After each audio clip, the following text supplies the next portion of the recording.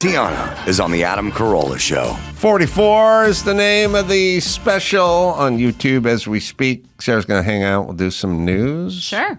All right. Well, I'm glad Sarah's here because I got some sports stories. Let's start off with a linebacker out of Indiana who went viral just because of his name.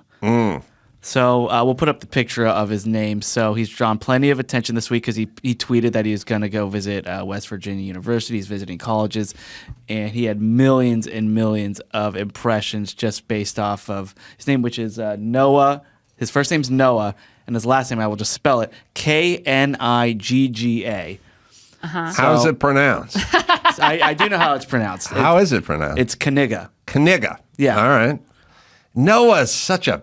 He needs a better... he should be like a DeAndre Knigga. I think that would be better. He's a white guy, but the Noah's too white. The Noah cancels out the second name. He's got the whitest first name. So, yeah, he's totally leaning into this, by the way, on Twitter. Like, all the people sharing it. He's loving it. Pat McAfee talked about on his show. Like, he's sharing that clip, thanking him. And, yeah, he's totally leaning into the internet clout and just But they have to say naysayers. Is that how they have to say it? They say naysayers. Yeah. So if he does make it to the show and he gets out on the field, he's going to fuck up every broadcaster on the planet. Think about this. I thought about this when Jared Goff first got drafted. I would tell any of my friends, just say Jared Goff really fast 10 times. Eventually, you're going to be saying jerk off. Yeah. And they still say Jared Goff, and I was really concerned that they were just going to cut that in half. They're going to call him Jared, or they're going to call him Goff, because it sounds like jerk off. They still do it, so this, there may be a place. There's precedent. There may be room for this. It's just West Virginia is a really tough place for you to be going and having that. I used to. There's a guy that used to do politically incorrect. I felt like a lot. It's like a pundit kind of political guy, black guy. And I used to do it politically incorrect a lot, too. And his name was Niger Ennis. And that's another one you could fuck up with like one beer. You're one beer away from cancellation. And I was always scared of sitting across the panel because I agree with Niger. Yeah. Yeah. That's a tough one. You just don't. And I think Niger was... He was just a G away. Yeah. He was like Niger, and also Ennis sounds a lot like anus. I thought I was going to really south on me. You're like, I just don't even want to do the show with him. I don't want to do the show. Yeah, Niger Ennis. I don't know what he's doing now, but he was out there. All right. So speaking of Pat McAfee, though, so he has been in the news because he publicly accused a network exec at ESPN for trying to sabotage his show. And ESPN apologized for the Aaron Rodgers comments about Kimmel. All right. Eventually, but listen, I don't want to be douchey, but I feel like I'm seeing too much Pat McAfee. I see him every time I turn something on. He's just sitting there with a cowboy hat and a tank top or something, and I'm just like, I don't know when we decided that we needed a 24/7 Pat McAfee takes on everything. He's the Rob Dyrdek of ESPN. Yes. We did not decide that we needed more Pat McAfee. ESPN decided, because he's doing well on his own YouTube channel with his own YouTube viewers, that somehow the rest of us need to see it. I don't know if you've realized, but my husband keeps saying, the last few weeks, he's like, I don't know if you noticed, but McAfee's wearing a shirt now, not wearing tank tops I anymore. noticed that because I have to, because every time I turn around, he's on a computer or a TV set. I know. We're getting inundated with him. It's like when you see an athlete that's in too many commercials where you're like, all right, enough, let me miss you. You know what I mean? Pat McAfee. It's like the ultimate, and always, if Shaquille O'Neal or Pat McAfee are not on a TV, they're I don't think 10 seconds goes by that they're not physically on TV, one or the other. Yeah, I'm over it. I'm sick of seeing him all the time. I do think that he's fun on game day morning. I mean, not game day, on college game day. I think he's okay, but in doses. But the more I see him, he did the ESPYs this last summer during the writer's strike too. He's wrestling, and he wanted to do. He wrote all of his own material. Didn't want any help with anything. Oh. Went all Ann You're like, Coulter on your ass. Yeah, no, I didn't get to write on it because it was the strike. But I see. yeah, he didn't want any was it help not no matter good? what. I don't know. I didn't watch it. Oh. I can't tell you. I didn't watch it. I thought you were going to watch with an angry eye. No. Like you women do, and then remember every joke that bombed. Grudge. Yeah, no. Too bad your hero, Jim Gaffigan, couldn't host that ESPY award. Oh, yeah, my hero. I don't see. I'm a little with sports. I love sports. I love NFL. I love football. I've always loved football. I don't get that caught up in the guys with their hot takes and stuff like that. I just feel like there's the whole thing about sports, for me is like watching sports. And guys like pontificating about sports is kind of the opposite of watching. It's like two middle-aged guys sitting and talking, and I want to see guys running into each other 20 miles an hour. And so I've always been huge into sports, but I've never huge into casters and commentators and stuff. I thought, John Madden was fun with his turducken and that kind of stuff. And, I liked all the Howard Cosell Monday Night Football stuff and Dandy Don Meredith and turn out the lights, the party's over. Like, I liked all that stuff. I was a kid, it was kind of fun. But now when... I like hearing Frank Gifford get drunk in the booth. Yes. I want to bite you. But now it's like just 200 million podcasts and internet shows and everything like that. It's just too much talking about sports, not enough playing of sports, or plenty of playing, but I just want to watch them play. I don't really need to hear. And so I don't know if a guy like McAfee's really funny or he has really insightful takes. Like, I don't really know what he does. I just know he's physically there all the time. Sports and news to me are very similar, where it's just like if they just played SportsCenter on a loop all day until it was time for the game, then I know, I can just tune into SportsCenter and catch up on highlights whenever I want. I'm not tuning into ESPN to hear somebody's take on the game last night. You know what I mean? Because and then, I feel like it's the same with the news. It's like, I don't care about your opinion. I just want to know I just watch the local news now because I'm like, I don't want to hear your opinion on the world or what you think is happening. I don't care because none of that affects me personally. Like, I'm just going to watch what I know is like actually happening in my neighborhood, and then I'm done with it. So is McAfee good? Is he a blowhard? I think he has is very proud of who he has become. That is my opinion. And I feel like, what I loved about him in the beginning was how self-deprecating he was, and like punters are people too. And then like, I'm like from this like no-name position, trying to make a name for these people. And then now I feel like he believes that he has, all this power in sports, and now it's kind of lost the luster of what I think we initially fell in love with him about, which was getting his back humility. to the award shows. You want some self-deprecating going on. I'm completely with you on that too, and it's weird because I feel that way a lot with song lyrics. I like guys who write jokes that are sort of funny about their lyrics. I don't like all I took them and I rocked their world. I have to bang them, lock up the daughters and the wives because I'm coming to town. It's just fucking weird, grandiose.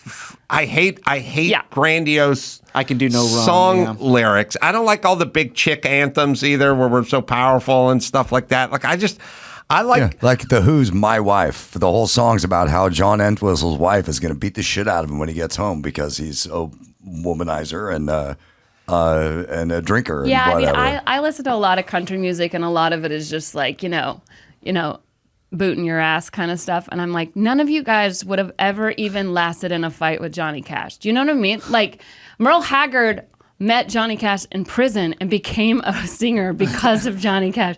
Like, he went to prison, and you guys, go to the Gap. Like, I have very little respect for a lot of that anymore. Yeah. Just the very first verse of "My Wife" is, "My life's in jeopardy. Murdered in cold blood is what I'm going to be. I haven't been home since Friday night, and now my wife is coming after me." Mm-hmm. That's a karate expert with a machine gun, I think, is in there too. Like, who's coming after him? Yeah, it's funny. My favorite, John Hyatt, always writes funny songs. And coming full circle, he had a song. Now, none of his songs, some of his songs were hits, usually covered by other people, but he's self-deprecating and funny, which I always liked, whereas Hall & Oates aren't. So fuck them. But he has a song called The Wreck of the Barbie Ferrari. He's talking about Barbie's dream car and how it got into a wreck.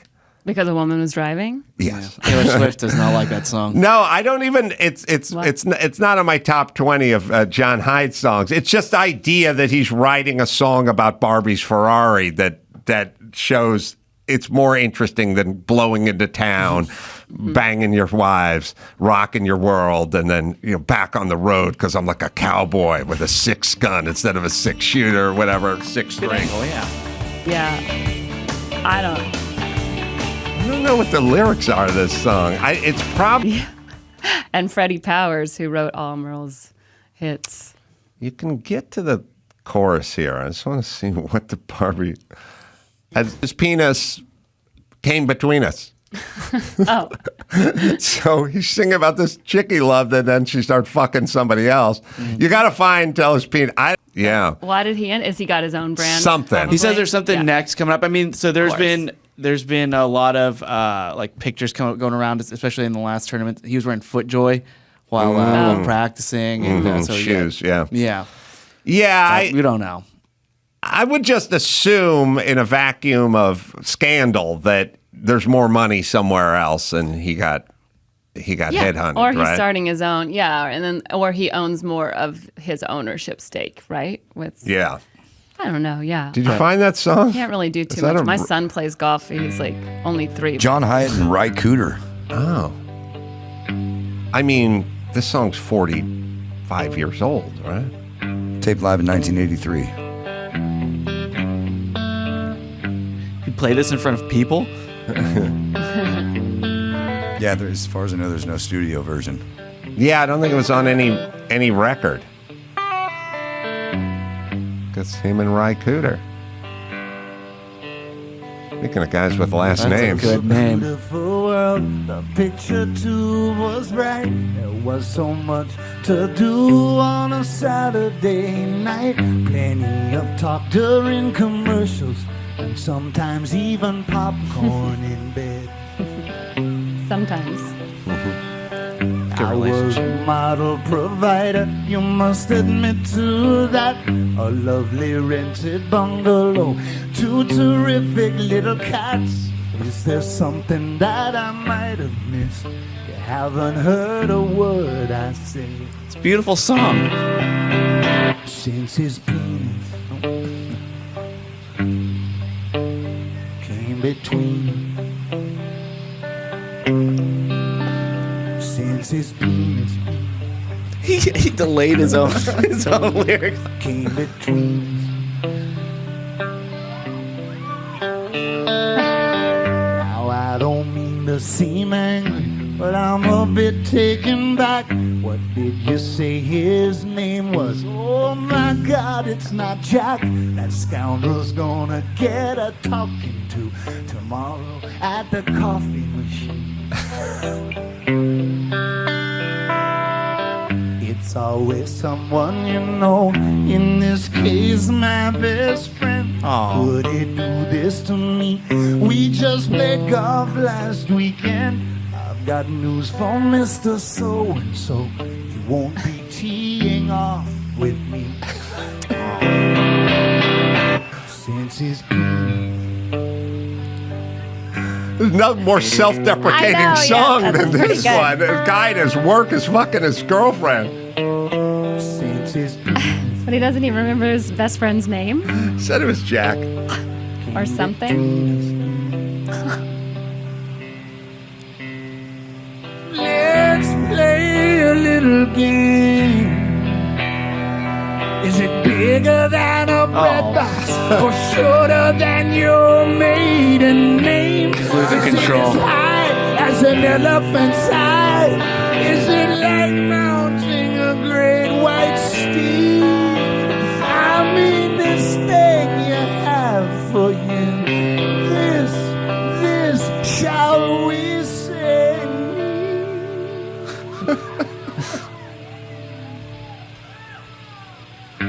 Let's turn off the lights, dear. It's time for bed. Oh, look, there's Ed and Johnny. If you'd rather watch instead, I'm glad that we could have this little talk. Good night and pleasant dreams, my love. So they stayed together. Song. Yeah. That's a vivid picture, yeah. That's really Yeah. beautiful. I have every John Hyde album. It's not on any album. I just remember that Wow, that song good is memory. out there somewhere. It's like you have a woman's scorned memory. I know. Now, funny, self-deprecating. That's Yeah. what you want in a song. That's what you like. Yeah. That's what you like. And it's actually a pretty good song. Never plays it. All right, sorry. Penis news. All right, penis news. So there's this this guy in North Carolina who got his car stolen, and he calls the cops. They find out it was stolen around 4 a.m. He doesn't know. He's on the phone with the cops. Forgets to go to work because he's been on the phone for so long. He works at a Walmart, by the way. And his boss at Walmart calls him. He's like, "Where are you? Where are you?" He's like, "Oh, my car got stolen." He's like, "What are you talking about? Your car's in our parking lot right now." Turns out the guys who stole his car went to the Walmart he worked at, went shopping, and that's how they got caught with a bunch of other licenses, wallets in their car. So just the odds of stealing a car and going to the person's place It's of good work. too because most of the time when you tell your boss like, my car doesn't start or stolen or I can't come in, they're like, yeah, okay, you're Sure. going fishing. Yeah. Right. Liar. But this is evidence. This is in North Carolina? Yeah. Oh, well, I mean, the odds of ending up at a Walmart in North Carolina are pretty high. Yeah, you should just assume that person works at Walmart. Yeah, now I don't know if this guy's fully covered with insurance, but I used to drive around with no insurance for a long time, and I put a fuel cutoff switch in my car, and I talked about it last weekend, I think back somewhere in Phoenix, but I spray painted my stereo so it wouldn't get stolen. Everyone else goes, how's that prevent your stereo from being stolen? I defaced it. You steal stereo so you can sell stereo so you can get I drugs. see. And if I ruin it with spray paint, you can't sell it. Got it. So Smart. I defiled it in advance.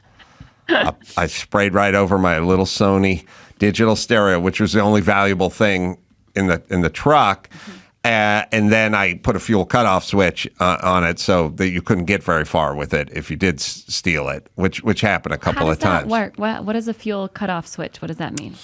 This was a 84 Nissan standard bed pickup truck with a bench seat, no air conditioning. It had a carburetor. Most cars are injected now. Carburetors have float bowls back then, and they would have some fuel in it. Like if you took a carbureted car and you just cut the fuel off to it, it would still start because it would use the fuel that's in the float bowl of the carburetor, and you could probably drive about 100 yards, and then it would start bucking, and you would stop. I just went underneath the truck, found the fuel pump in the back where the fuel tank was, and I just took one of the wires, didn't matter which one, I just clipped it, and then I added a wire to it, ran just a standard toggle switch, like one of those old chrome just toggle switch, put it under the bench seat and ran the other wire back and reconnected it. So when I flipped that switch, fuel pump stopped. And I started flipping the switch. I started figuring out how long it ran with the switch off, with the fuel off. It was like 2 blocks. So 1 block from my apartment, I've just reached down and flipped the switch. So I knew if somebody stole it, it would start, and then they would drive away, but it would run out of gas in a block.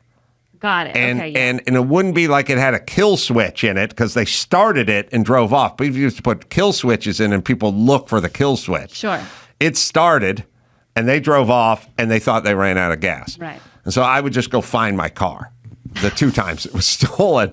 I literally walked up front of my apartment. I was like, what direction was my truck facing on the street when I pulled in from work last night? And I was like, oh, it was facing that way. And I just started walking that way. Got And I found it. The ignition was pulled out of it because they stole it. Sure. So I had to start, and ignition was a dealer item and way too expensive for me back then. So I would start the car with a miniature screwdriver. I just put a slot-head screwdriver in the ignition, start the car, and it worked. So I didn't need the ignition. I didn't need the keys. I would leave the car open because the stereo was spray painted. Mm-hmm. I didn't want to get my windows busted. Sure. And it worked out good until the cops saw me starting the car and driving the car with the blown out ignition, the keys. Well, what does it matter? What? Because they think I'm driving a stolen truck. Oh, I see. Okay. Come on, sir. I'm sorry. I'm like, it's not illegal to drive with a screwdriver. It is when they think you stole the truck. Yeah, that's the only issue. So these two cops pulled me over. It's by Griffith Park, and they're like, "All right, get out of the car." You know, like they were busting me because I stole a truck, and they're mine. And I was like, they're like, you know, whose truck is this and bullshit and all that. And I was like, and what's the ignition doing? I go, well, someone tried to steal it. And now I started with a screwdriver because I don't need the keys because I spray painted the stereo. They're like, what'd you spray paint the stereo for, smart guy? And I was like, so it won't get stolen. They're like, how's that going to prevent it? I go, well, you steal it to sell it to buy drugs. You can't sell a stereo that's been painted brown. And these two cops were like, and you got a fuel cutoff switch? Yeah, I put a fuel cutoff switch in there. Now I found my truck. It got stolen coming down. And these two cops are like, Jesus, you're a genius. Yeah, I was going to say. They probably offered you a job. You're getting Citizen of the Year. Go on your way. Sorry we stopped you. Here's the key to the city. They were so impressed, these two cops. It was great. They're like, here's the key to the city. You can use this instead of your screwdriver to start your car. I could start the city with a Craftsman. Phillips head. Yeah, so I drove. I think I drove the car for the rest of the time with a screwdriver. Wow. I just kept it on the seat. Would you have dates in there? Yeah, did you have to explain a lot, or you just never went on dates? Couldn't have helped. I did go on a couple of dates. Mm-hmm. I remember. Well, the truck had a lumber rack and a bed box, toolbox in it too. So the ladies kind of knew what they were getting into when I pulled up. But I did. I remember going out on a date with this actress named Anita Barone, I think was, and she ended up making it into a sitcom, playing like, you know, Jim Belushi's wife or something. You can look up Anita Barone. She was beautiful. You know, we're both 27 and a half or something, and I pulled up in the pickup truck. You know, she was like a struggling actress. I was struggling everything. Great. What sitcom was Anita Barone in? Anyway, beautiful. I loved her. First date. And we went out to dinner in my pickup truck with the screwdriver and the kill switch or something. And when we got back to her apartment building, I said, I got this kill switch, you know, I put under my seat, you know. It's very prudent, you know. I get my truck stolen, you know. I reached down and I flipped the switch off, but I also had a bottle of wine under there, you know. And Friends. Jeff Foxworthy's show. Oh, she was Jeff Foxworthy's wife. Yeah, she's in Friends, Seinfeld. Yeah. And I reached down, I pulled out a bottle of wine, and I said, maybe we should head up to your unit and get into this bottle of wine. And she's like, nah, we're good. And you go, but I got a wine opener right here. And you take the screwdriver out and you plug it into the bottle. And I was like, all right, well, I'll just turn my fuel cutoff switch back on and put the bottle of wine back under the bench seat. I'll be on my way. Could have been turning you on tonight, I'll be but on instead, my way, Anita. Yep. Too late. Yep. Oh, well, that's her loss. Oh, yeah. Her loss. It's her loss. Am I right? Yeah, it's her loss. Come on. Yeah.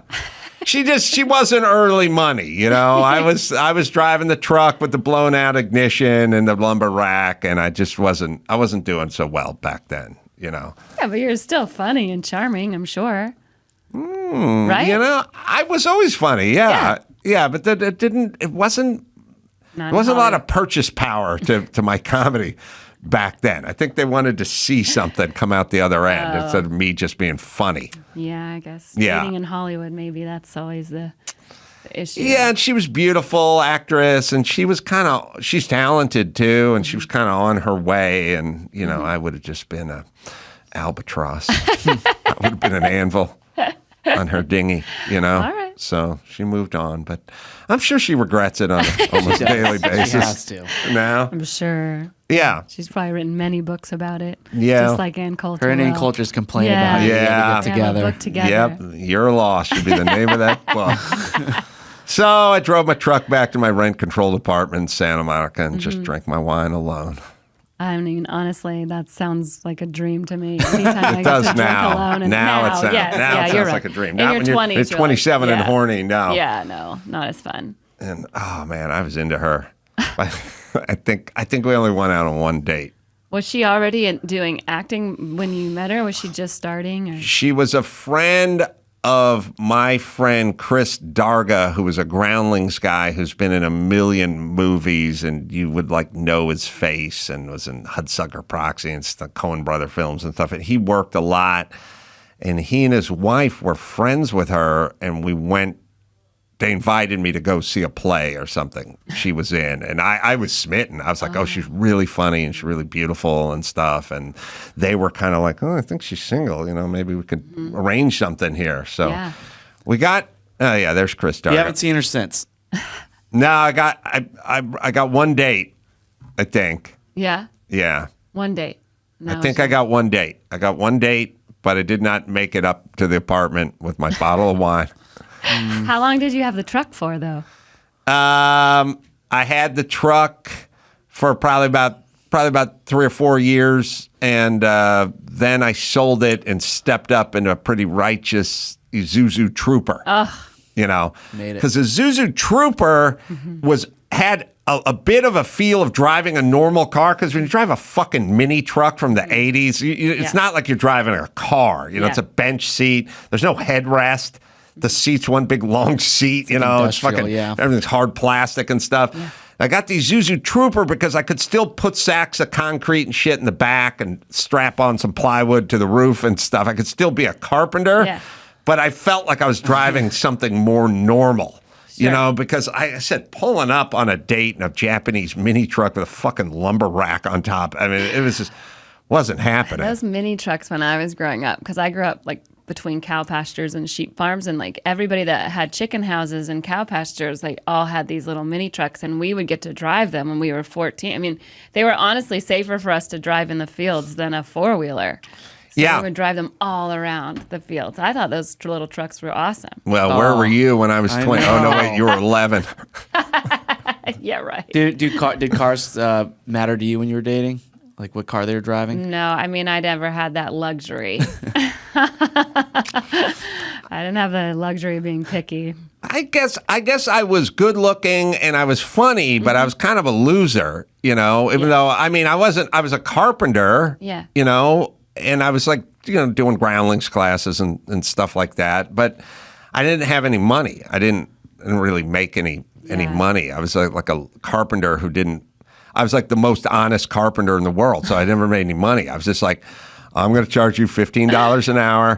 And I'll go to the Home Depot in Glendale and buy 10 sheets of plywood for your job, but I'm not charging you for that. I'll only charge you when I get to the job site and whatever. And I was just like too honest and I didn't have any, I didn't bid shit. I didn't gouge anybody. I work for rich people and I just go, $15 straight away. That's it. And I won't charge you until I get here. And I would front the money. I had this old rich bitch who lived in the Palisades in a house that's $13 million now. And I fronted all the fucking cash for her crown molding that I did. And I did a whole bunch of fucking work, and she turned out to be a crazy shrew. And at the end, she just was batshit crazy, and she was this rich old woman. And we like had this argument, and she's just like, I said, okay, forget it. We won't work together anymore. She was really difficult, but she was like, but I was like, I am out $300 for your crown molding, which I fronted for you, and I would be happy if you paid me that money back. And she's like, fuck you. And I just went back to my shitty truck and drove back to my shitty apartment. Your screwdriver and put it in all her tires. I should have put it right in where the sun don't shine. She didn't deserve that. Yeah, God. no. Yeah, I would have loved to have met people like carpenter. My dad was a carpenter. He was really good at building anything. And my biggest complaint when I was dating was that men only had calluses on one hand, not two. And I'm like, what? Yeah. You know, things could have been very different for us, between our hatred of Pat McAfee and Ann Coulter and our love of Jim Gaffigan and my carpentry skills and your love of mini pickup trucks. Yeah. I think there could have been something. I don't even remember that I liked mini pickup. Well, that's where I'm here now for. I'm here, yeah. Yeah. You follow that muse from your childhood. Bucket seat. Yeah. A 3 on the tree, or was it a... This was a 4-speed manual down on the floor. Sure. The tree. 4 on the floor. 3 on the tree was fucking the 50s, 60s. Yeah. We got, by the time they got in the 80s, we got the 4 on the floor and the 3 were off the tree. My dad had a truck from the 80s. I thought he had a Ford from the 80s. That's what I learned on, was it? 3 on the tree? 3 on the tree. It was awful. It was so hard. It was impossible. Do you even know what 3 on the tree is? No. It's shifting. The shifting column was on the steering column. The shifter was on the steering column. You'd see in like old movies, guys like reaching up there and going, Yeah. That's 3 on the tree. I don't think Ford made anything in the 80s on the tree, but I don't know. Still use a clutch with that? Oh, yeah. Yeah. Yeah, The clutch, it's a foot pedal. If I heard Yeah. And then you gotta clutch do that. in, clutch Oh, in, interesting. clutch Yeah. in. That's all my dad would be Yeah. screaming all. I'm like, sorry, I can't even reach it, I'm like, Yeah. and then I ended up they gave me like an automatic car. Thank God. I didn't have to learn to do any of that crap. But We should talk to Anita Barone. Yeah. Let's get her on. Get her on. We tried this with the Man Show once. We're like, we're going to get hold of all the women who dumped Adam, and we're going to talk to them, right? Yeah. And their recollection was like, oh, no, I liked him. He didn't like me. It's so revisionist. It's like, listen, I was in your fucking driveway. I know where that apartment building is. I remember when I pulled out that bottle of wine, and you went, what's that for? And I was like, I thought we could drink some wine. She's like, I don't think so. I remember that. We did not. It was not. It's clear. It's definable. But you already said that women have a better memory. So That's maybe true. your revisionist history. Yeah, they do have a good memory, but they're also good at constructing memories that more creative. serve them. And for some reason, when Jimmy was reaching out to all these old girlfriends of mine who dumped me, they were all like, nah, that didn't go. It happened the other way. Then I started thinking, well, maybe I got a problem with like low self-esteem. Like maybe every time I think I got dumped, I dumped them. Oh. I didn't know. Yeah, I don't know. Who knows? But it sounds like you were more of the dumpy than Yeah, the you dumper. do have really low self-esteem too, so I don't. Yeah, I do. I think it showed like, especially like if you're like working for somebody and you're not charging them for a lot of things. Like it shows, low self-esteem. You're not confident. I wouldn't know. I remember working for somebody once for like $10 an hour, right? And I was just going $10 early in my carpentry career, and the woman was like, "All right, so $10, and you've been here 8 hours, so that's $50." And she gave me $50, and I just stood there and went, okay. And I just turned around and left. Like I wouldn't even fucking say anything to her. It was so Gotta be weird. like Cat Williams. Be like, Should have fucking taken my microphone and went, hey, bitch. and cash. No Cash. checks. I'm going to throw this shit out the window. Yeah. Start a riot. That poor guy at that theater was like, Dennis Prager, sitting there studying the Bible, And that window right there, he started throwing tennis shoes and cash out, and people started rioting. He's a very generous man. He does like to give money away. Cat does. Cat does. Obviously, not yeah. Dennis Prager. Yeah, no, he throws it out. He demands cash and then throws it out the window. He always says he's like, when I come to your town, like I'm here to spend money and like in the economy. Like I'm gonna go to the casino, I'm gonna go to the game, I'm gonna go to here, I'm gonna go to that, I'm gonna spread I didn't my know money you around. loved Cat so much or knew so much about it. He's an enigma to me. Like, Well, I think that's why I like him, is because we just rarely ever hear from him until he just gets so mad at all these things that people are saying that he just comes down off of, Do you think wherever. it's genuine? Because like a lot of the people he called out in that Shannon Sharp interview have already came back and just talked more shit on Cat, right? Like Kevin Hart said, like responded to it. Kevin Hart's responded to like 3 times since then. Yeah. What did he say about Kevin Hart? Like not funny. Oh, he said that he got all the scripts that Kevin Hart was offered, and then he also said that Kevin's timeline of being a struggling comic doesn't match up. So when he was supposed to be in Philadelphia, like coming up as a comic, but then he had already made it by the other time. So he's lying. He's saying his timeline doesn't match up, which and he said I don't know. I haven't Cedric the done any Entertainer wasn't funny. And He said Cedric ripped one of his jokes. Like Cedric's closing joke in Kings of Comedy was ripped off from one of Kat's jokes, from like a BET special. Smash audience member with the microphone is kind of my thing, too. So turnabout is fair play, Kat. That's all I got to say.